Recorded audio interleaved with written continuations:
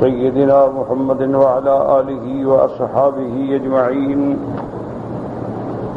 اللهم صل على سيدنا محمد وعلى آل سيدنا محمد كما صليت على إبراهيم وعلى آل إبراهيم في العالمين إنك حميد مجيد. أعوذ بالله من الشيطان الرجيم. بسم الله الرحمن الرحيم. يا أيها النبي قل لأزواجك وبناتك ونساء المؤمنين يدنين عليهن من جلابيبهن ذلك أدنى أن يعرفن فلا يؤذين وكان الله غفورا رحيما. لئن لم ينته المنافقون والذين في قلوبهم مرض والمرجفون في المدينة لنغرينك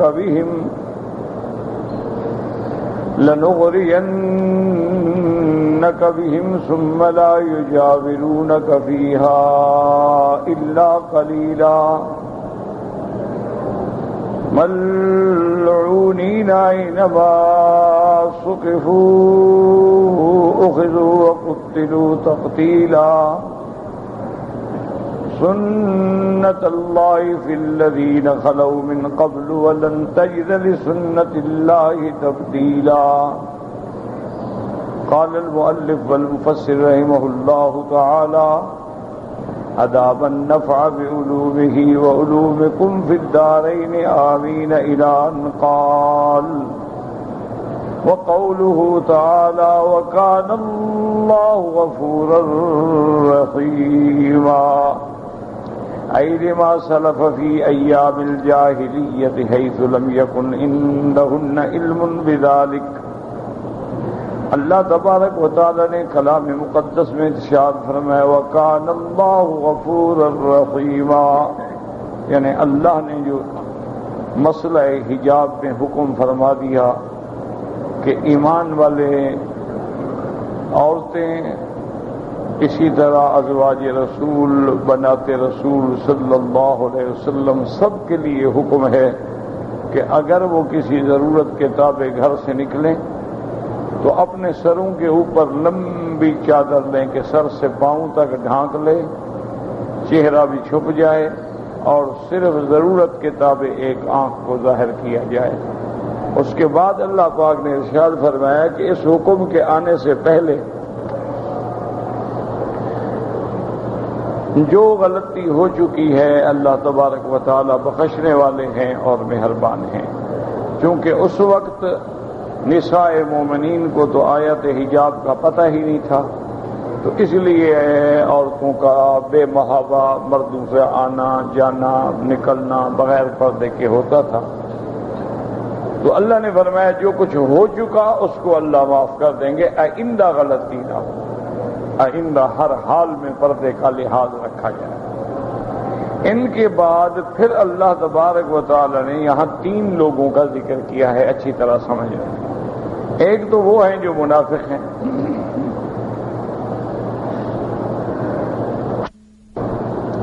اور یاد رکھیں کہ منافق جو حضور صلی اللہ علیہ وسلم کے زمانے میں تھے وہ نفاق اعتقادی تھا. اچھی طرح سمجھ لیں، نفاق اعتقادی الگ چیز ہے اور نفاق عملی الگ چیز ہے. ایک ہے اعتقادی نفاق. کیا مانا گیا؟ آدمی ظاہراً تو کہے میں مسلمان ہوں لیکن اندر کافر ہے.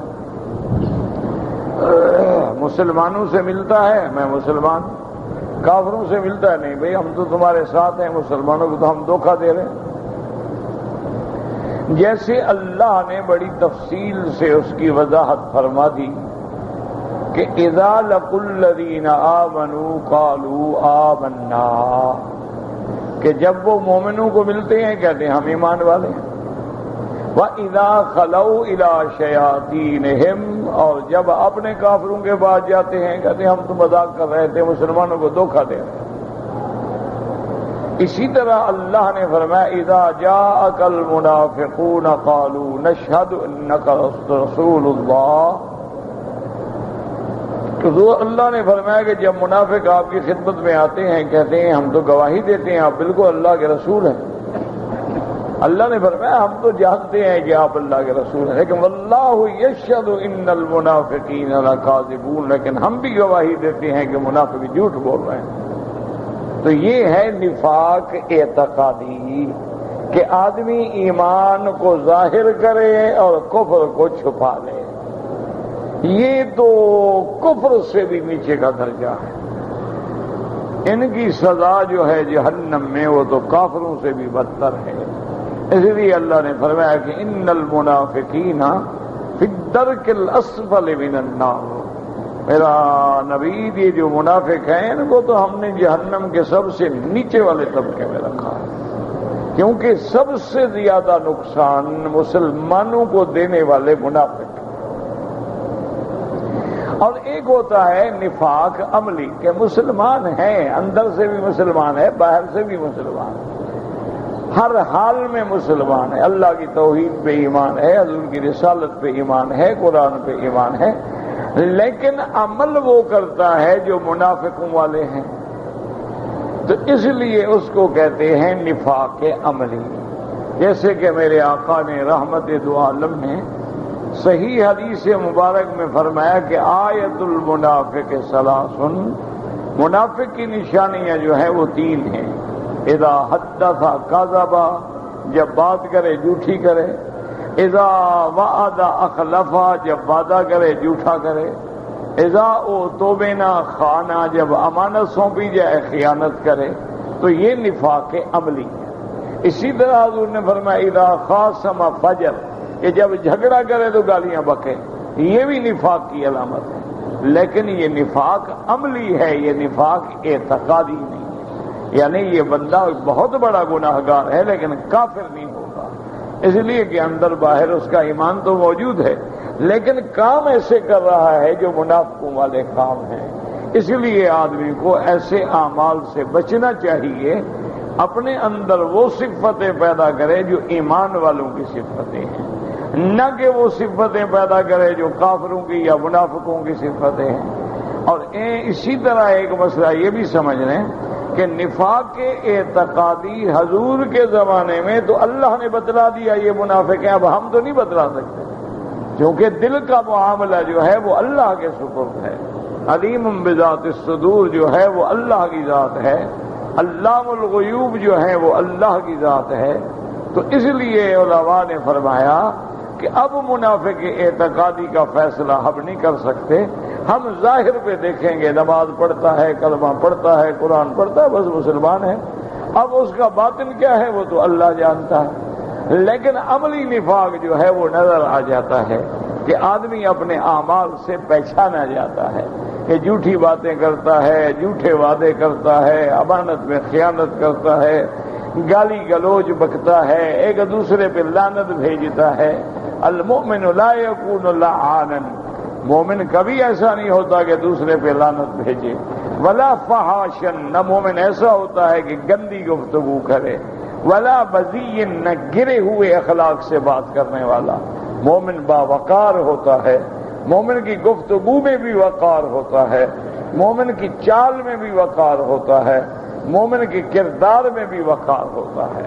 تو اس لیے اللہ تبارک و تعالی نے اب یاد رکھیں یہاں تین چیزوں کا ذکر ہے، ایک ہے منافق المنافقون، دوسرا کون ہے والذین فی قلوبہم مرض، وہ لوگ جن کے دلوں میں شہوانیت ہے، زنا کی بیماری ہے، وہ تاک میں رہتے ہیں کہ موقع ملے اور عورت کو ہم پکڑ لیں اور جھپٹ لیں، یہ دو ہو گئے۔ اور تیسری قسم کیا والمرجفون فی المدینہ، ایسے لوگ جو مدینہ منورہ میں غلط افواہیں پھیلانے والے ہیں، مرجفون ایسے لوگ کہ فلاں قبیلہ چڑھائی کر رہا ہے اور جی ہمیں پتہ لگا ہے فلاں قبیلہ بالکل 2-4 روز میں مدینے پہ حملہ کرنے والا ہے، فلاں قبیلہ جو ہے وہ بھی ان کے ساتھ مل گیا ہے، مسلمانوں کو ڈرانا، مسلمانوں میں خوف پیدا کرنا، غلط قسم کی باتیں کرنا۔ اللہ نے یہاں 3 لوگوں کا ذکر کیا، ایسے ہی فرماتے ہیں لئن لم ينتہ المنافقون والذین فی قلوبهم مرض والمرجفون فی المدینة لنغرینک بهم ثم لا يجاورونك فيها الا قلیلا.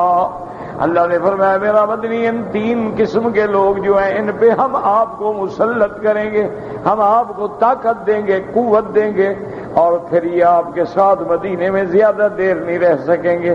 ان کو نکلنا ہوگا ہر حال میں، یہ اپنے اعمال چھوڑیں یا مدینہ چھوڑ دیں، یہ اس قابل بھی نہیں ہے کہ مدینہ منورہ میں رہ سکیں. تو لہذا عورتوں کو تاکنے والا بھی اسی صف میں آ گیا، عورتوں کو چھیڑنے والا بھی اسی صف میں آ گیا، اور عورتوں پہ بری نظر ڈالنے والا بھی اسی صف میں آ گیا جو منافق کی صف ہے. کہ اللہ نے پہلے ذکر کیا منافقوں کا لئن لم ينتہ المنافقون والذین فی قلوبهم مرض، پہلے منافق، پھر دوسرے نمبر پہ وہ جن کے دلوں میں بیماری ہے، کھوٹ ہے، جیسے آپ پہلے پڑھ چکے ہیں. اللہ نے فرمایا تھا کہ کوئی عورت کسی غیر محرم سے نرم لہجے میں بات نہ کرے، فَيَطْمَعَ الَّذِي فِي قَلْبِهِ مَرَضٌ، تاکہ وہ بات سننے والا اس کے نرم لہجے سے جس کے دل میں بیماری ہے زنا کی، وہ کہے گا اچھا موقع ہے بات کرنے کا.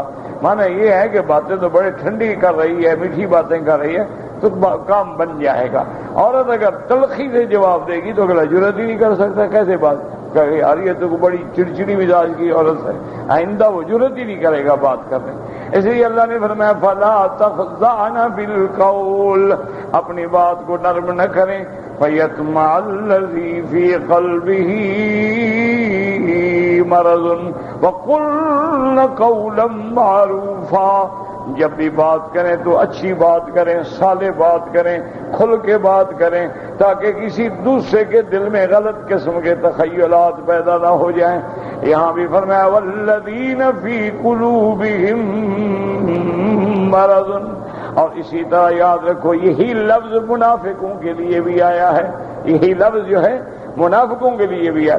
اللہ فرماتے ہیں فی قلوبہم مرض، اللہ نے فرمایا یہ منافق جو ہیں ان کے دلوں کے اندر کھوٹ ہے.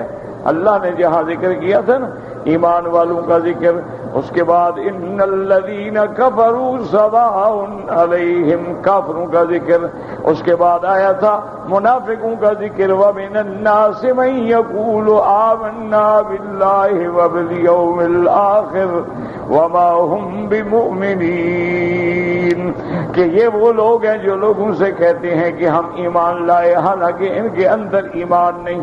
یخادعون اللہ، یہ اللہ کو دھوکہ دینا چاہتے ہیں پاگل.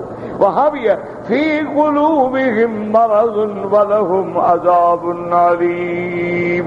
تو دل کی مرض جو ہے یہ نفاق ہے، اور زنا جو ہے گویا یہ نفاق کا ایک حصہ ہے، کہ وہ بھی ایک بیماری ہے اور یہ بھی ایک بیماری ہے. اور بعض علماء نے فرمایا کہ بیماریاں جیسے کسی آدمی کو ایک بیماری جو ہے اگر بخار کا علاج نہ کرائے اور چھوڑ دے تو وہ ایک دن سل اور دکھ بن جاتا ہے، اسی طرح اگر اس نے اس بیماری کا علاج نہ کرایا تو یہ بھی منافق ہو کے مر جائے گا. علاج کیا ہے کہ توبہ کرے، گناہوں سے باز آ جائے اور مسلمانوں کی عزت کو چھیڑنے سے بچ جائے. اس لیے فرماتے ہیں لئن لم ينتہ المنافقون والذین فی قلوبہم مرض والمرجفون فی المدینۃ لنغرینک بہم ثم لا یجاورونک فیہا الا قلیلا. اب مفسر کہتے ہیں ثم قال تعالی متوعدا للمنافقین، اب اللہ تبارک و تعالی منافقوں کے لیے وعید بیان کرتے ہیں. اور منافق کون ہوتے ہیں؟ وَهُمُ الَّذِينَ يُظْهِرُونَ الْإِيمَانَ وَيُبْطِنُونَ الْكُفْرَ.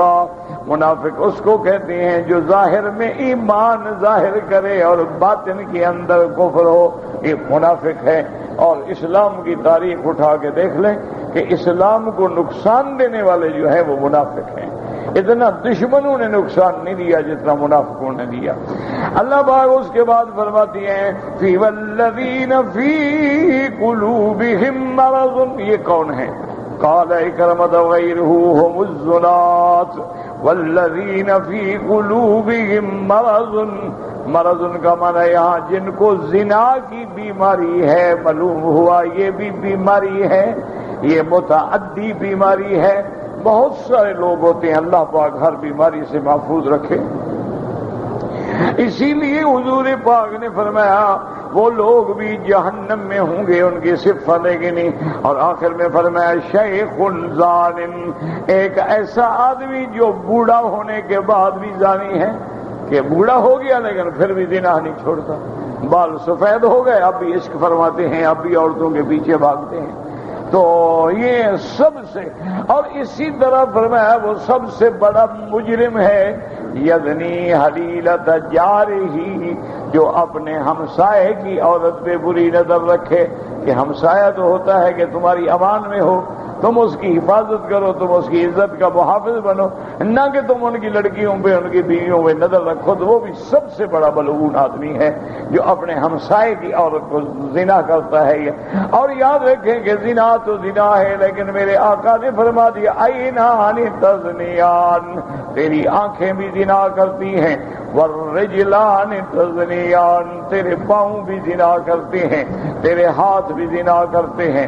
صحابہ نے پوچھا کیسے؟ فرمایا کہ جب تو غیر محرم عورت کو دیکھتا ہے یہ آنکھوں کا زنا ہے، جب غیر محرم کی طرف چل کے جا رہا ہے یہ پاؤں کا زنا ہے، جب غیر محرم عورت کو ہاتھوں میں پکڑتا ہے یہ ہاتھوں کا زنا ہے۔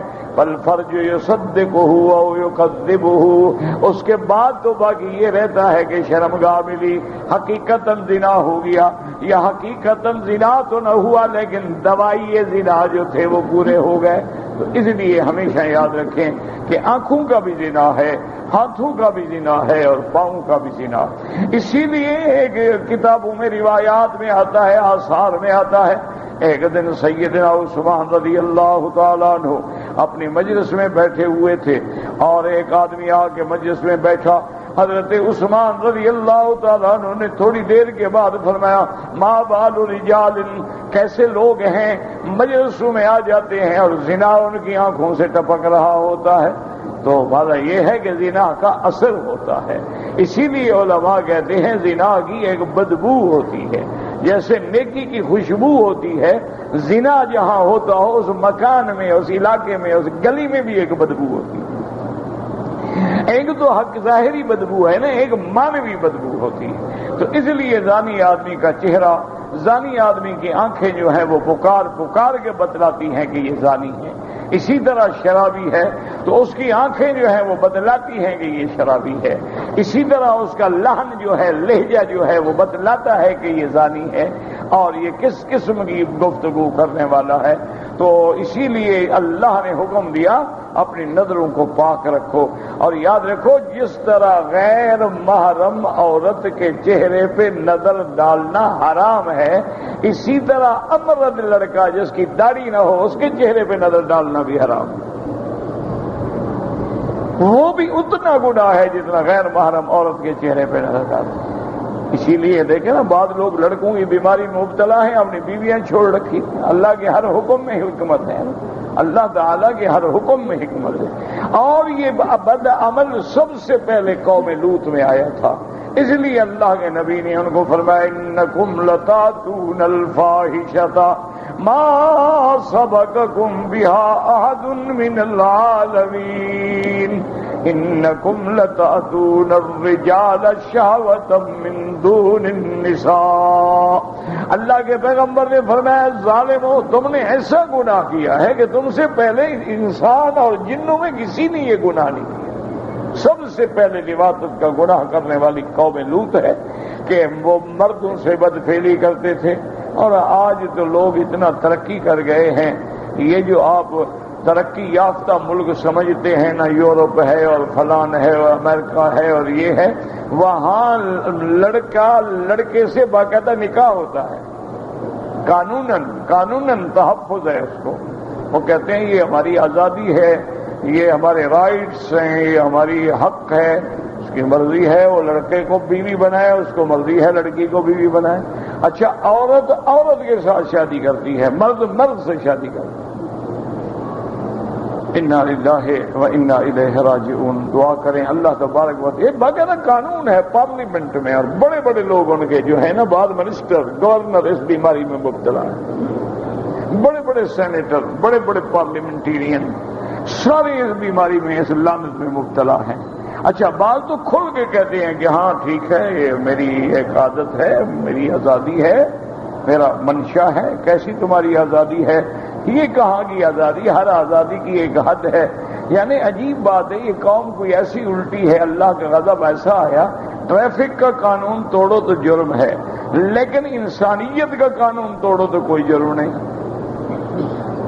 یعنی اگر ٹریفک کا قانون توڑیں گے، سرخ بتی آپ چلے گئے پکڑ لیں گے، چلان کر دیں گے۔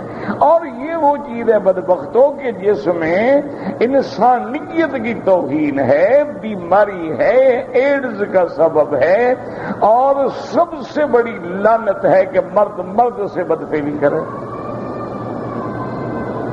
اچھا اور اسی طرح یاد رکھیں، دنیا میں کوئی جانور ایسا پیدا نہیں ہوا جو جانور نر سے بدفعلی کرے۔ یعنی یہ جانور میں بھی نہیں، کتے میں بھی نہیں ہے یہ بیماری۔ کتا کتے سے بدفعلی نہیں کرتا، خنزیر سے بدفعلی۔ ہاں خنزیر بغیرت جانور ہے کہ ایک مادہ ہوگی تو 10 اس کے پیچھے لائن لگا کے جا رہے ہوں گے۔ اسی لیے خنزیر کھانے والے اکثر بغیرت ہوتے ہیں۔ جو لوگ خنزیر کھاتے ہیں نا، گردے موٹے ہو جاتے ہیں، پردہ آ جاتا ہے، غیرت ختم ہو جاتی ہے۔ اس لیے آپ دیکھیں کہ وہاں یعنی یہ تہذیب میں شامل ہے کہ اگر اس کی نوجوان لڑکی اپنے بوائے فرینڈ کو لے کے اپنے بیڈ روم میں عیاشی کر رہی ہے، کچھ کر رہی ہے، دروازہ پہ باہر جوتا پڑ، تو وہ ناک نہیں کرے گا، وہ کہے گا ان کو ڈسٹرب نہ کرو، آزادی ہے ان کی، باتیں ونجائے کریں، کیا حال ہے؟ اس کی بیوی کے ساتھ کوئی اور لیتا ہوا ہو تو دروازے کے باہر سے واپس چلا جائے گا، ابھی چھیڑو نہیں، چلو ٹھیک ہے آج اس کا دل کرتا ہوگا، ہر آدمی چاہتا ہے نا ذرا غذا تبدیل کرے، اب روز تو نہیں ہے کھانا کھایا جاتا، کھانا بدل رہے ہیں، ڈش بدل رہے ہیں۔ یہ کافروں میں تھی، اب مسلمانوں میں ہے۔ کافروں کے علاوہ اب یہ بات جو ہے مسلمانوں میں بھی آ گئی۔ انا للہ و انا الیہ راجعون۔ یہ بڑے بڑے لوگ جو ہوتے ہیں نا جی، یہ کلبوں میں ان کی خصوصی نائٹس منائی جاتی ہیں، تو ایک ہوتا ہے اس کو کہتے ہیں یہ کی نائٹ۔ کیا معنی کی؟ کہتے ہیں چابی کو۔ تو طریقہ یہ ہوتا ہے کہ ایک صندوق رکھا ہوتا ہے، جب آپ داخل ہوں گے تو میز پہ صندوق رکھا ہوگا، آپ اپنی گاڑی کی چابی اس میں ڈال دیں، جو بھی آئے گا چابی ڈال دے گا، جو بھی آئے گا چابی ڈال دے گا، جو بھی آئے گا چابی ڈال دے گا۔ 100 آدمی آ گیا، 100 چابی صندوق میں آ گئے، ٹھیک۔ اب جناب جب رات کا 12 بجیں گے تو تمام لائٹس بند ہو جائیں گے اور وہ صندوق کا ڈھکنا کھول دیں گے، آپ آئیں اور اس میں ہاتھ ڈال کے چابی اٹھا لیں۔ جو چابی آپ کے ہاتھ میں آئے گی اس کی بیوی تمہارے ساتھ، دوسرے کی اس کے ساتھ۔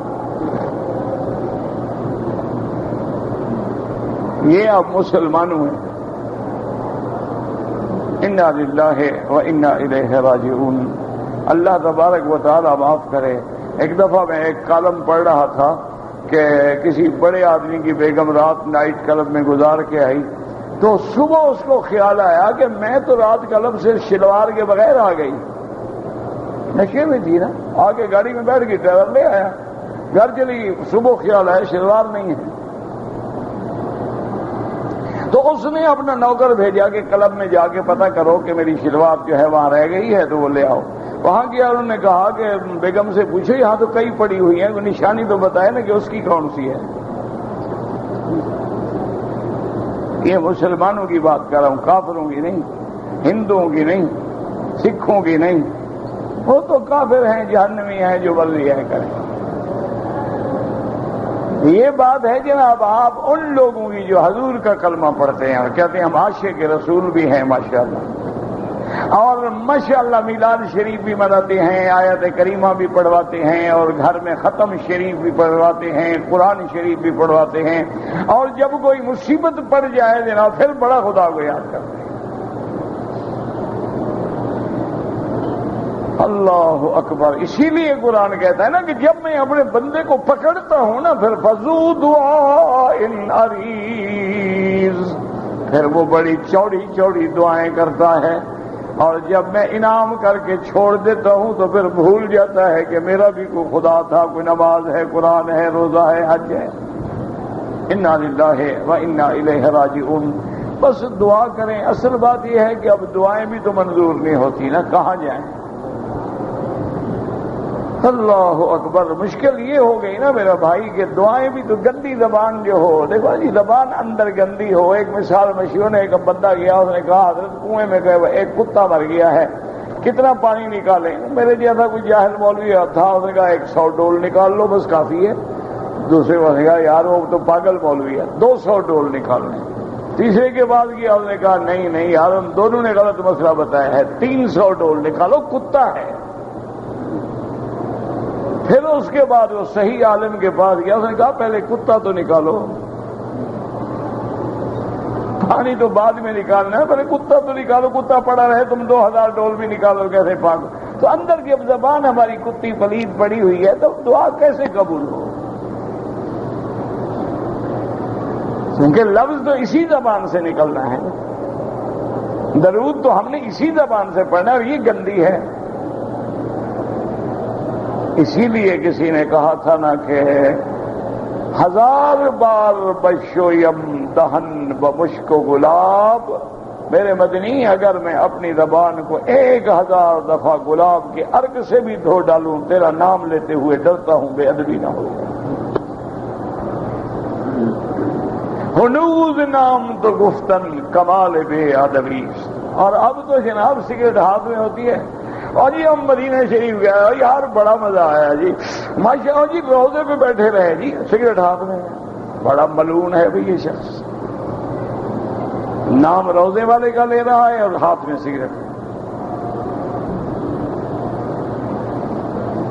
حقیقت ہے میں تو ویسے بدکار آدمی ہوں، گناہگار آدمی ہوں، لیکن سچی بات یہ ہے کہ مدینے جا کے ہمیں تو بھائی جرت نہیں ہوتی، ہمارے تو پاؤں نہیں اٹھتے ہیں اور زبان نہیں ساتھ دیتی ہے۔ حیرت ہوتی ہے جب میں دیکھتا ہوں کلین شیو ہے، نوجوان ہے، سوٹ پہنے ہوئے، ٹائی لگائے ہوئے، الصلاۃ والسلام علیکہ، حد۔ اور یار فلم میں بھی لوگ ڈرامہ کر لیتے ہیں، تم مدینہ شریف جاتے 2 دن کے لیے کوئی شکل بدل لیا کرو، اور 2 دن محمد مدنی کا حیا کر لیا، 2 دن شیو نہ کرایا، 2 دن گندی باتیں نہ کی، ادب کے ساتھ مسلمانوں والا لباس پہن کے چلے گئے، کیا فرق پڑے گا؟ دیکھو نا ڈرامے میں لوگ نہیں بنتے، کبھی باپ بن جاتا ہے، کبھی وہی بیٹا بن جاتا ہے، کبھی پیر بن جاتا ہے، کبھی مرید بن جاتا ہے، تم بھی ڈرامہ کر دو۔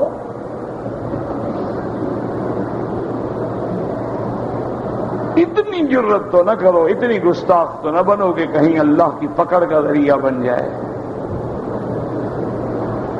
اللہ اکبر، اللہ اکبر، اللہ اکبر۔ ایک بزرگ تھے، اللہ اکبر، میں نے ان کو دیکھا تھا، زیارت بھی کی تھی،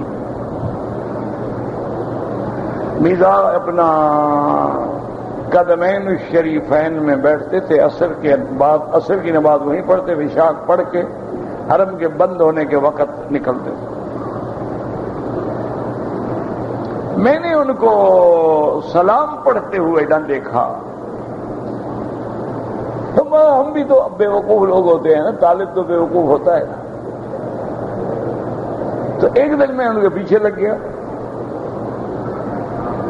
وہ باہر نکلے، جب وہ حرم شریف سے کچھ دور گئے، میں نے جا کے السلام علیکم کیا، وعلیکم السلام کیا۔ میں نے کہا حضرت میں کئی دن سے نوٹ کر رہا ہوں، ماشاءاللہ الحمدللہ آپ عصر سے آتے ہیں اور عشاء کے بعد 9، 9:30، 10 بجے تک بیٹھتے ہیں، لیکن میں نے کبھی آپ کو سلام پڑھتے نہیں دیکھا۔ کہنے لگے بیٹا آگے جانے کی جرت نہیں ہوتی، آگے جانے کی ہمت نہیں ہوتی۔ دعا کرو میں اس قابل ہو جاؤں کہ آگے چلا جاؤں. بس رو کے چلے گئے. اس کے بعد پھر میں ڈھونڈ کے مر گیا, نہیں ملے. اللہ عالم کون تھے. اللہ کہنے لگے بیٹا ابھی یہاں تک جانے کی ہمت ہوئی ہے, آگے جانے کی ضرورت. ابھی قدموں تک پہنچا ہوں, آگے نہیں جا سکتا. آپ نے بھی کبھی سوچا ہے میں کہاں کھڑا ہوں, کہاں صلاۃ و سلام پڑھ رہا ہوں. انا للہ و انا الیہ راجعون, انا للہ و انا الیہ راجعون. یا اللہ ہمیں حضور کی محبت نصیب فرما دے. یا اللہ حضور کی محبت میں زندگی گزرے, موت حضور کی محبت میں آئے. اللہ حضور کی شفاعت نصیب. چلو گندے ہیں تیرے بندے تو ہیں, تیری مخلوق تو ہیں. تو خنزیروں کو بھی تو رحم کرتا ہے, ان کو خوراک دیتا ہے. کتوں کو بھی رحم کرتا ہے, خوراک دیتا ہے. ہم جیسے صحیح گناہگار ہیں, تیرے بندے تو ہیں. ہم پر بھی رحم فرما دے. تیرے رحم میں کیا کمی آ جائے گی. ساری کائنات کے بندوں کو اللہ بخش کے جنت میں بھیج دے, کیا کمی آ جائے گی. کوئی رحمت کم ہو جائے گی.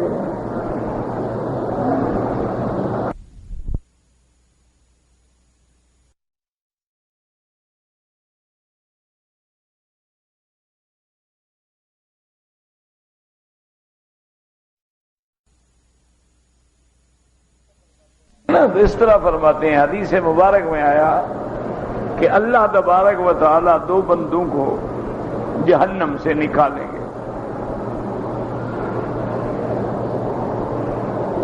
جب وہ جہنم سے نکل کے باہر آ جائیں گے تو اللہ تبارک و تعالی ارشاد فرمائیں گے میرے بندے کیا چاہتے ہو. اللہ تیری رحمت چاہتے ہیں. فرمایا پھر میری رحمت کی ایک شرط ہے. اللہ حکم فرمایا جہاں نکلے ہو نا وہیں جاؤ جہنم میں دوبارہ.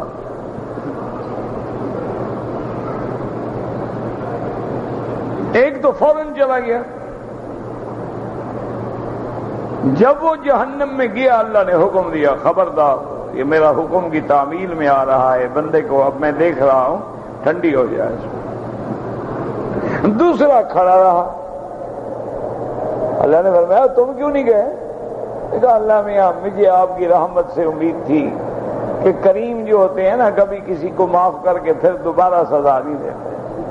اللہ نے فرمایا اچھا تمہیں تمہاری امید پہ دونوں کو معاف کر دیا تو تم بخشنے پہ آؤ. تو پھر رحمت حق بہانمی جویت, بہانمی جویت. اس کی رحمت تو بہانہ مانگتی ہے نا کہ بس بخشنے کا بہانہ بن جائے. کسی اندھے کا ہاتھ پکڑ لیا رب راضی ہو گئی. کسی پیاسے کتے کو پانی ڈال دیا رب راضی ہو.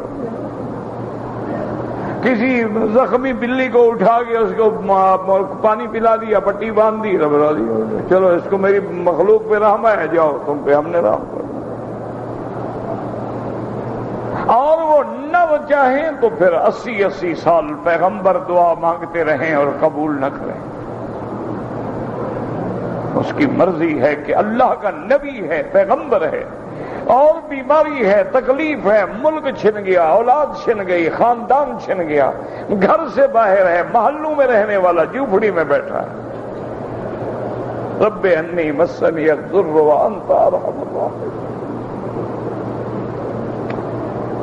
رب انی مسنی الضر وانت ارحم الراحمین. رب انی مسنی الشیطان بنصب وعذاب. جب راضی ہوئے تو فرمایا ارکض برجلک ھذا مغتسل بارد وشراب. میرے نبی جہاں بیٹھے ہو یہی پاؤں مارو. اللہ میرے پاؤں میں طاقت ہی نہیں. فرمایا مارو تو صحیح نا تم پاؤں. یہاں سے چشمہ نکالوں گا, غسل بھی کرو, پانی بھی پیو, ساری بیماریاں بھی ختم, ہر چیز کرو. جب رحمت فرمانے پہ آئے تو ہسپتالوں میں نہیں بھیجا, ڈاکٹر نہیں بلوائے, کہا یہی بس پاؤں مارو, یہی تمہارا علاج ہو جاتا ہے. دعا کرنے اللہ عالم اسلام پہ رحم فرما دے, آج حضور کی امت ہر جگہ ذلیل ہے، آج داڑھی والا ہر جگہ مجرم ہے، آج جتنا کوئی قرآن پڑھنے والا ہے اتنا بڑا دہشت گرد، آج جتنا کوئی دین سے زیادہ مضبوط پیوستہ ہے اتنا وہ انتہا پسند ہے، اور آج جو شرابی ہے، کبابی ہے، زانی ہے، ڈانسر ہے، آوارہ ہے، وہ معزز ہے، وہ بہت بڑا آدمی اپنے آپ کو کہلاتا ہے۔ انا للہ و انا الیہ راجعون۔ بس دعا کیا کرو، کریم ہے، شاید بندے کا کام تو ہے نا مالک کا دروازہ کھٹکھٹاتے رہو، آپ مالک کی مرضی، جب چاہے کھولے چاہے نہ کھولے، ہم اس کے نوکر ہیں، غلام ہیں، مخلوق ہیں، اس کی مرضی ہے، وہ چاہے تو رحمت کا دروازہ کھول دے، نہ چاہے تو نہ کھولے۔ اس لیے فرماتی ہیں کہ اب دوسرا کون ہے؟ والذین فی قلوبہم مرض۔ حضرت اکرمہ فرماتے ہیں اس سے مراد وہ لوگ ہیں جو زانی ہیں، عورتوں کو تاکتے ہیں، عورتوں کی تاڑ میں ہیں، عورتوں کے پیچھے چھپے ہیں۔ مرجفون فی المدینہ۔ یہ مرجفون کون ہیں؟ الذین یقولون جاء الاعداء وجاءت الحروب وهو کذب وافتراء، یعنی وہ لوگ ہیں جو مدینے والوں سے کہتے ہیں او جنگ آ گئی، او قبیلہ آ گیا، او دشمن آ گیا، او چڑھائی ہو گئی، تم مٹ جاؤ گے، حالانکہ جھوٹ بول رہے ہیں۔ لئن لم ينتهوا عن ذلك ويرجعوا الى الحق، اگر یہ اپنے اس عمل سے باز نہ آئے، اگر یہ حق کی طرف نہ لوٹے، لنغرینک بہم ثم لا يجاورونك فيها الا قليلا ملعونين۔ اللہ پاک نے فرمایا لنغرینک بہم، قال علی بن ابی طالب اے لنسلطنک علیہم، میرا مدنی ہم آپ کو قوت دیں گے، آپ کو غلبہ دیں گے، ان پہ غالب کریں گے۔ وقال قتادہ لنحرشنک بہم، آپ کے ذریعے ہم ان کو نکالیں گے۔ اور فرماتے ہیں وقال السدی لنعلمنک بہم، ہم آپ کو بتلائیں گے کہ یہ لوگ ہیں جو کر رہے ہیں۔ ثم لا يجاورونك فيها الا قليلا ملعونين، پھر ان کی سزا یہ ہے کہ یہ تمہارے ساتھ پھر ان کو ہم مدینے میں نہیں رہنے دیں گے مگر تھوڑی سی مدت، اور وہ اس حال میں رہیں گے کہ ان پہ اللہ کی لعنت ہوگی، پھٹکار ہوگی۔ حال منه فی مدت اقامت فی المدینہ مدت قریبۃ مطرودین مبعدین، یعنی ان کا حال یہ ہوگا کہ ان پہ لعنت ہوگی، اللہ کی رحمت سے ٹھکرائے ہوئے، اللہ تبارک و تعالیٰ کی رحمت سے بھگائے ہوئے۔ اینما ثقفوا اخذوا وقتلوا تقتیلا، اینما ثقفوا، اس کے بعد میرا مدنی جہاں پائے جائیں، اخذوا ان کو لذلتہم وقلتہم، یہ پکڑے جائیں گے، وقتلوا تقتیلا، اور ان کی سزا یہ ہے کہ ان کو قتل کر دیا جائے۔ سنت اللہ فی الذین خلوا من قبل ولن تجد لسنت اللہ تبدیلا۔ اے هذه سنت المنافقین لا تبرد عن نفاقهم وکفرهم، یہ اللہ کی سنت ہے، اللہ کا طریقہ ہے کہ جب منافقین، جب ظالمین اپنے کفر سے، نفاق سے توبہ نہ کریں، حق کی طرف نہ لوٹیں تو پھر اللہ ان کو سزا دیتے ہیں۔ وَلَمْ يَرْجِعُوا مَا هُمْ فِيهِ إِنَّ أَهْلَ الْإِيمَانِ يُسَلِّطُونَ عَلَيْهِمْ وَيُظْهِرُونَهُمْ، پھر اللہ ان پر اہل ایمان کو غلبہ دیتے ہیں، اہل ایمان کو قوت دیتے ہیں، طاقت دیتے ہیں، وہ ان پہ غالب آتے ہیں۔ وَلَن تَجِدَ لِسُنَّتِ اللَّهِ تَبْدِيلًا وَسُنَّتُ اللَّهِ فِي ذَلِكَ لَا تُبَدَّلُ وَلَا تُغَيَّرُ۔ اللہ نے فرمایا میرا مدنی یہ ہمارا یہ طریقہ ہے، یہ حکم ہے، یہ راستہ ہے کہ اگر یہ منافقین، اگر یہ زنات، اگر یہ مرجفین توبہ نہ کریں، باز نہ آئیں تو پھر ہم مسلمانوں کو طاقت دے کے ان پر مسلط کرتے ہیں اور ان کو ہمیشہ کے لیے مٹا دیتے ہیں۔ تو اب اگر یہ مدینے میں رہ کر بھی اپنی ان حرکتوں سے باز نہ آئے تو ان کو بھی پھر ہم ایسی سزا دیں گے۔ اور حقیقتاً یہی ہوا کہ اللہ تبارک و تعالی نے مدینہ منورہ کو ظاہراً بھی پاک کر دیا اور باطناً بھی پاک بنا دیا، کہ یہودیوں کو نکال دیا گیا، منافقین کو نکال دیا گیا، خالص ایمان والے جو تھے وہ میرے مدنی محمد مصطفیٰ کے ساتھ رہ گئے۔ ایسی جماعت رہ گئی جو اندر سے بھی باہر سے بھی سچے کھرے ایمان والے تھے، گناہوں سے دور تھے اور محمد مدنی کے دیوانے تھے، اللہ اللہ کے رسول کے پروانے تھے، اور جن کے ایمانوں کی پھر خدا نے عرش سے گواہی دی کہ اولئک هم المؤمنون حقا، میرا مدنی یہ آپ کے پروانے ہیں، یہ کھرے مسلمان ہیں، یہ کھرے ایمان والے ہیں، بس ان کے ساتھ تعلق نہ چھوڑنا، ان سے کبھی رخ نہ موڑنا۔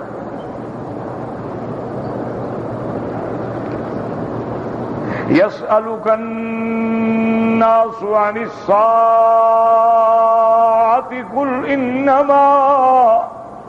قل إنما علمها عند الله وما يدريك لعل الساعة تكون قريبا إن الله لعن الكافرين وأعد لهم سعيرا خالدين فيها أبدا لا يجدون وليا ولا نصيرا يوم تقلب وجوههم في النار يقولون يا ليتنا أطعنا الله وأطعنا الرسولا وقالوا ربنا إنا أطعنا سادتنا وكبراءنا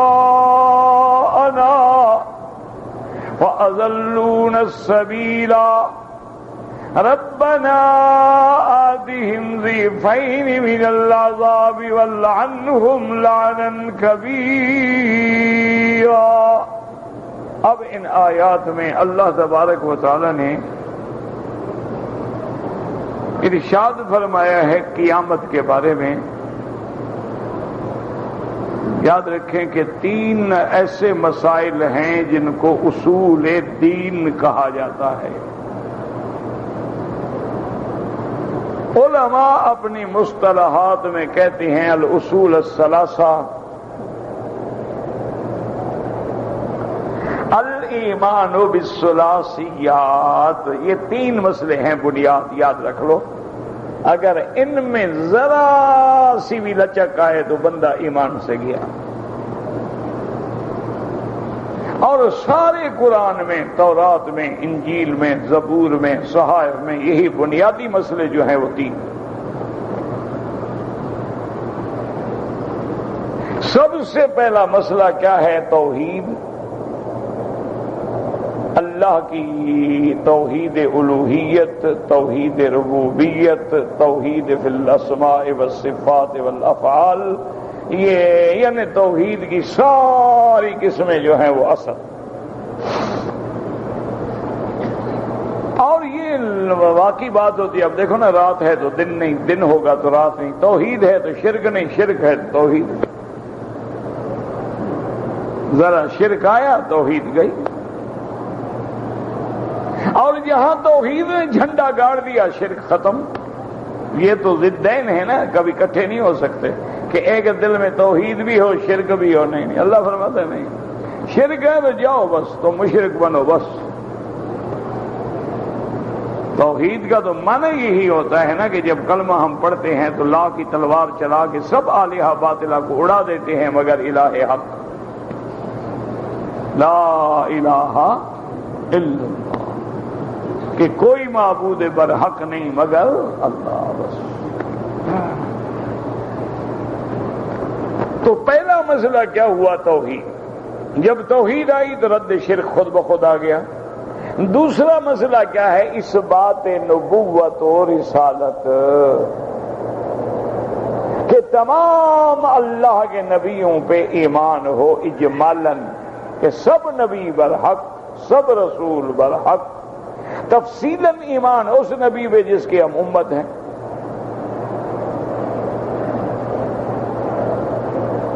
اجمالی طور پہ ہمارا سارے انبیاء پر ایمان ہوگا، لا نفرق بین احد من رسلہ، یہ نہیں کہ ایک کو مانے ایک کو نہ مانے۔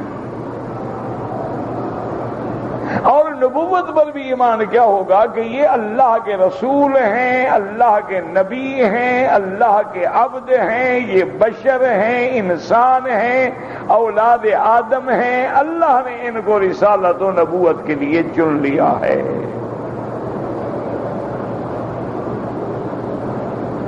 تو یہ دوسرا مسئلہ ہے اہم۔ اور اگر اسی طرح ایمان نہیں، وہ کہتے ہیں ہاں نبی تو ہیں لیکن بشر نہیں، کافر ہے۔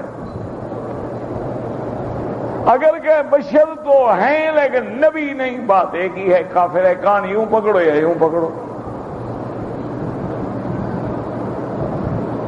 تو دوسرا مسئلہ کیا ہے اہم؟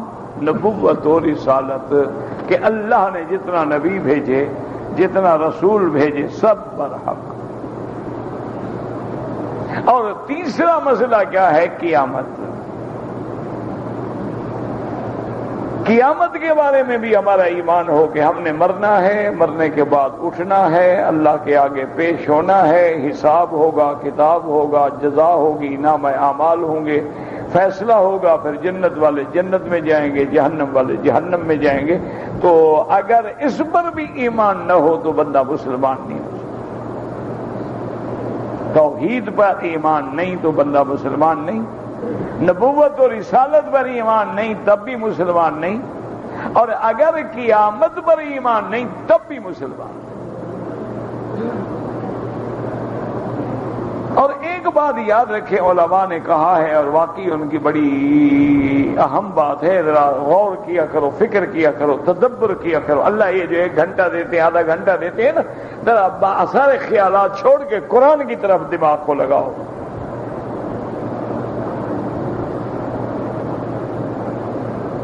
اسی لیے اقبال کہتے ہیں نا، اپنے من میں ڈوب کر پا جا سراغ زندگی، تو اگر میرا نہیں بنتا نہ بن، اپنا تو بن۔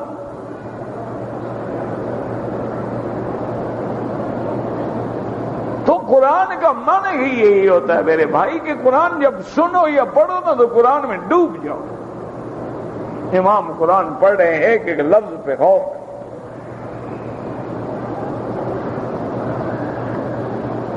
کہ قرآن کہتا کیا ہے؟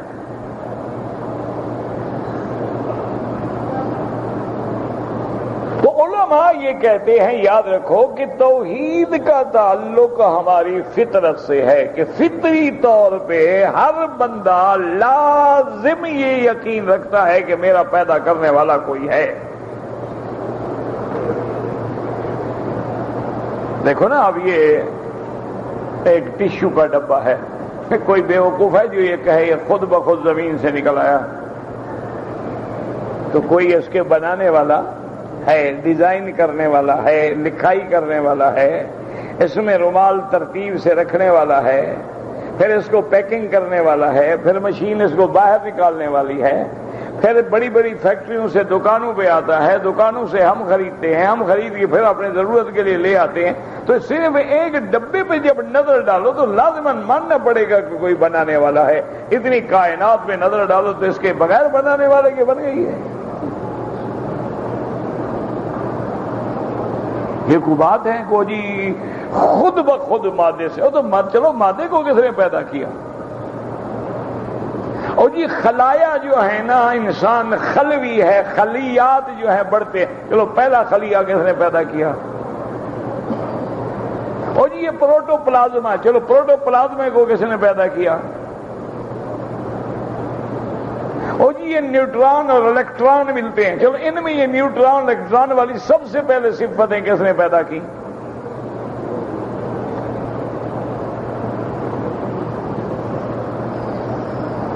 اس لیے علماء کہتے ہیں کہ توحید جو ہے یہ عقیدہ فطرت ہے، یہ فطرتی عقیدہ ہے۔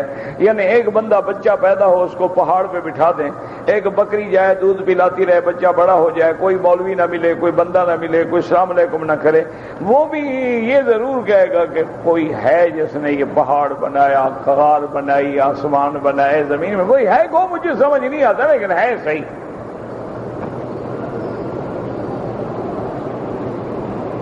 اسی طرح نبوت اور رسالت کا سمجھنا بھی اللہ ناراض نہ ہو تو مشکل نہیں ہے، کیونکہ حضرت آدم سے لے کر لاکھوں نبی آئے، ہر قوم میں پیغمبر آئے، ہر دور میں پیغمبر آئے، ہر زمانے میں نبی آئے، تو کوئی نئی بات تو نہیں نا۔ اس لیے حضور نے فرمایا نا اللہ کے حکم سے کہ کل ما کنت بدعا من الرسل، مکے والوں کو میں کوئی نیا نبی ہوں، پہلی دفعہ میں نبی بنا ہوں، میں کوئی نئی بات تو لے کر نہیں آیا، پہلے بھی نبی آئے، پہلے پیغمبر آئے، کتابیں آئیں،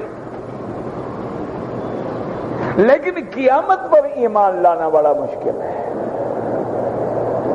کیونکہ یہ مسئلہ ایسا ہے کہ سمجھ نہیں آتا۔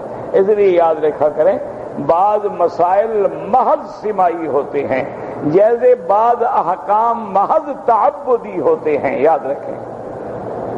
تعبدی کیا مانا؟ مثلا عشاء کی کتنی رکعتیں پڑھیں گے؟ عشاء کی نماز کی کتنی رکعتیں ہیں؟ یہ 4 کیوں ہیں یہ سمجھ نہیں آتی، نہ کوئی سمجھا سکتا کہ مغرب کی تو 3 ہوں لیکن 1.5 گھنٹے بعد جو نماز ہے اس میں 4 ہوں، اور جب بالکل سکون سے ساری رات جناب خراٹے مار مار کے حضرت جاگتے ہیں تو صبح کی 2 ہوں، حالانکہ اب تو بڑا آرام راحت کر چکا تھا، یار صبح کو تو 20 رکعتیں پڑھنی پڑتی۔ تو یہ احکام تعبدی کہلاتے ہیں کہ بندے کا کام ہے جو اللہ کا حکم ہے مان لو بس، اب علت و معلول کے چکر میں نہ پڑو۔ اسی طرح بعض عقیدے کی چیزیں ہیں جو محض سماعی ہوتی ہیں کہ جو اللہ اللہ کا رسول کہتا ہے مان لو،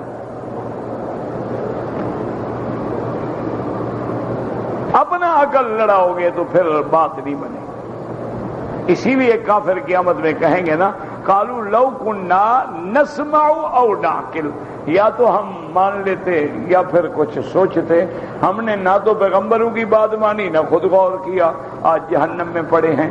تو بعض احکام ایسے ہوتے ہیں جیسے قیامت کا ہونا، مردے کا اٹھنا، قبر میں جانا، عذاب قبر کا ہونا، سوال جواب ہونا، قبر کا کھلا ہو جانا، قبر کا تنگ ہو جانا، یہ باتیں سمجھ نہیں آ سکتی۔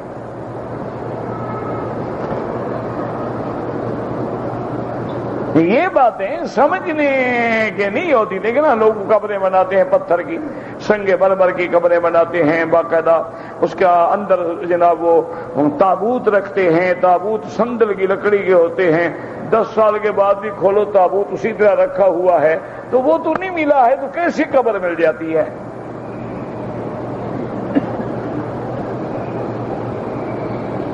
اس لیے ہمیشہ یاد رکھیں، علماء نے کہا کہ مسئلہ قیامت میں ایمان لانا جو ہے یہ بڑا مشکل مسئلہ ہے، اور اس میں کامیابی تب ہوگی جب ہم ایک فیصلہ کر لیں گے جو اللہ رسول کا حکم ہے آمنا، سمجھ آ جائے الحمدللہ، سمجھ نہ آئے تو ہمارا عقل کا قصور ہے، اللہ کے فیصلے میں کوئی قصور نہیں۔ اس لیے یہاں بھی مسئلہ قیامت ہے، زندگی باقی انشاءاللہ تو بات باقی ہے۔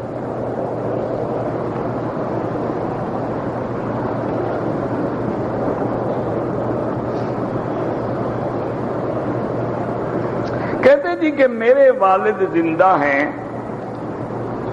لیکن بہت ہی کمزور ہیں، چلنے پھرنے کے قابل نہیں ہیں، سفر کے بھی قابل نہیں ہیں، مجھے ان کا حج بدل کرنا ہے۔ بالکل کرو، لازمی بات ہے، بڑی اچھی بات ہے، بس صرف یہ دیکھ لو کہ پہلے تم اپنا حج کر چکے ہو یا نہیں۔ اگر نہیں کر چکے تو پہلے اپنا حج کرو۔ اچھا، دوسرا یہ ہے کہ تمہارے والد کمزور ہیں، بیمار ہیں، لیکن اصل مسئلہ تو تم نے یہ نہیں لکھا امیر ہیں یا غریب ہیں، کیونکہ اگر وہ غریب ہیں تو ان پہ تو حج فرض ہے ہی نہیں۔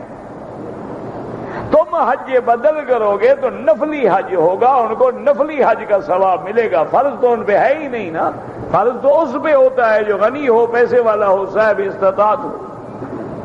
اور اگر وہ غنی ہیں، پیسے والے ہیں، حج ان پہ فرض ہے، تو پھر فقہا فرماتے ہیں افضل یہ ہے کہ جس شہر میں ملک میں رہتے ہیں وہاں سے بندہ ان کے لیے آئے حج کرنے کے لیے، کیونکہ اگر وہ زندگی میں حج کرتے تو وہاں سے کرتے نا، تو اب بدل والا بھی ان کا وہاں سے حج کرے جہاں وہ رہنے والے ہیں، اور حج بدل کرنے کے لیے کسی عالم کو تلاش کریں۔ کسی مدرسے میں جا کے ان کو کہیں پڑھے لکھے طالب العلم دے دیں آپ کو، تاکہ وہ مسائل حج بدل سے واقف ہو اور صحیح حج بدل کرے۔ اچھا، دوسرا راستہ یہ ہے حج بدل کا کہ مدینہ منورہ میقات ہے تو مدینے میں رہنے والا بندہ بھی نیت کر کے حج کر سکتا ہے۔ اچھا، تیسرا آسان راستہ یہ ہے کہ تم ان کے بیٹے ہو، تم مدینے چلے جاؤ، تم مدینہ منورہ سے حج افراد کا احرام باندھ کے اپنے والد کا بدل کر لو۔ تو بہرحال حج کر سکتے ہیں، لیکن حج کرنے سے پہلے اچھی طرح مسائل سمجھ لو۔ اب حج قریب آ گیا ہے، ہر مسلمان جس نے حج کرنا ہے حج کی کتابیں لے لو، اردو میں موجود ہیں کتابیں۔ اچھا، ہر مسلک کی کتابیں، آپ شافعی ہیں شافعی کتاب لے لیں، حنبلی ہیں حنبلی والی لے لیں، مالکی ہیں مالکیہ والی لے لیں، حنفی حنفی والی لے لیں، تو اردو میں بھی ہے انگریزی میں بھی ہے، ان کو بار بار پڑھیں اور جہاں سمجھ نہ آئے وہاں نشان لگا لیں، کسی عالم سے سمجھ تاکہ تمہارا حج خراب نہ ہو۔ لوگ عمرے پہ آئے ہیں رجب میں شعبان میں اور یہاں وہ ڈیوٹی کر رہے ہیں، ٹھیک ہے کوئی بات نہیں، اگر وہ حج کریں گے بالکل ان کا بھی حج ہوگا انشاءاللہ، اللہ سب کا حج قبول فرمائیں۔ تو احرام کہاں سے باندھیں گے؟ مکے سے، اب تو مکے میں رہتے ہیں نا۔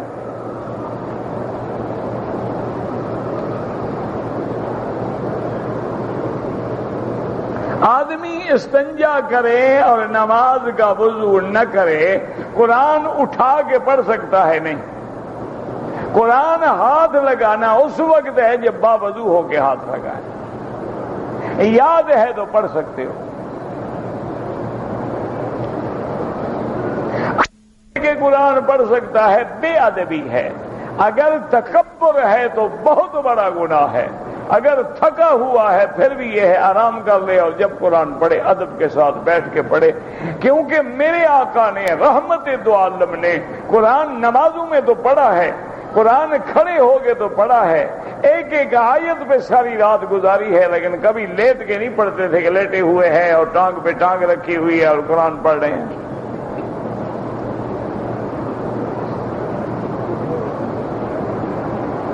کہتے جی کہ آدمی شادی کرنے کے لائق ہے لیکن وہ شادی نہ کرے گناہگار ہے، بالکل گناہگار ہے، اللہ کے نبی کی سنت کا منکر ہے۔ النکاح من سنتی فمن رغب عن سنتی فلیس منی، حضور نے فرمایا نکاح میرا طریقہ ہے، جو اس سے اعراض کرے اس کا میرے ساتھ کوئی تعلق ہی نہیں۔ اور نفس کو کنٹرول کر سکتا ہے، تم نبی سے بھی زیادہ نفس کو کنٹرول کر سکتے ہو، نبی تو شادی کرے اور تم نہ کرو، بڑے تم جناب فرشتے بن گئے ہو۔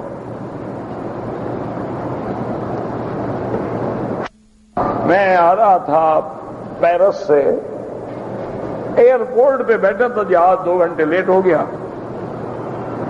تو ایک یہ عیسائیوں کی نن ہوتی ہے نا، یہ جو ان کا ایک عورتیں ہوتی ہیں جو اپنے آپ کی زندگی وقف کر لیتی ہیں کہ ہم دین کا کام کریں گے، شادی نہیں کریں گے، گوشت نہیں کھائیں گے، فلانی کریں گے فلانی کریں گے۔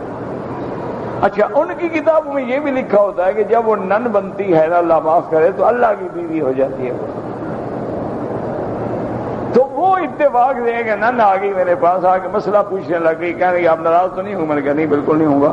انہوں نے کہا میں اردو جانتی ہوں لیکن تھوڑی تھوڑی جانتی ہوں، چونکہ وہ یہاں انڈو پاک میں رہی تھی اپنے مشن کے اس میں۔ نے کہا تم تھوڑی تھوڑی سے گزارا تو ہو سکتا ہے۔ انہوں نے کہا آپ کے نبی نے بہت زیادہ شادیاں کی۔ میں نے کہا جب خدا کی اتنی بیویاں ہیں تو نبی نے اگر 8-9 کر لی تو کیا ہو گیا؟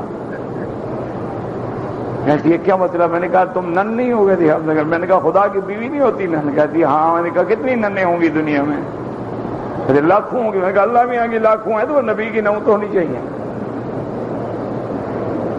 وہ پھر بڑے آرام سے چپ کر کے بیچاری بھاگی، اس نے کہا بھی یہ الٹا مولوی ہے تو گلے پڑ گیا۔ تو بہرحال کہنے کا مقصد یہ ہے کہ اللہ کے نبی سے کون ہے جو زیادہ نفس کو کنٹرول کرے؟ کان یملک اربہ، حدیث میں آتا ہے حضور کو اپنی ذات پہ اتنی کنٹرول تھا کہ چاہتے تو نظر بھی نہیں ڈالتے تھے عورت کی طرف۔ فوراً شادی کرو، ہم قید کرتے ہیں تو ہماری شادی نہیں ہوتی، یہ کرنا نہیں چاہتا شریف آدمی۔ بیوی کو طلاق دے دی ٹیلی فون پر اور 3 دفعہ طلاق دے دی، پکا کام ہو گیا۔ طلاق تو تم نے دی ہے نا، زبان تو تیری تھی نا، ٹیلی فون ہو یا مائکرو فون ہو، تم نے طلاق دے دی، طلاق ہو گئی۔ وہ تو نکاح نہیں ہو سکتا، نکاح میں چونکہ دونوں کا ایک محفل میں ہونا ضروری ہوتا ہے، طلاق میں تو ضروری نہیں ہے۔ کوئی آدمی طائف رہتا ہے اور حج افراد کرنا چاہتا ہے، بالکل ٹھیک ہے، وہ 8 کو احرام باندھ کے آ جائے، طواف کرے اور مینا چلے جائے، بس نہ بھی کرے طواف، وہیں سے سیدھا الفاظ مینا آ جائے تب بھی آ سکتا ہے۔ میں مکہ میں مقیم ہوں، میرا حج کے بعد 12 ذی الحج کو مدینہ جانے کا ارادہ ہے، تو مجھے طواف زیارت کے بعد طواف وداع کر کے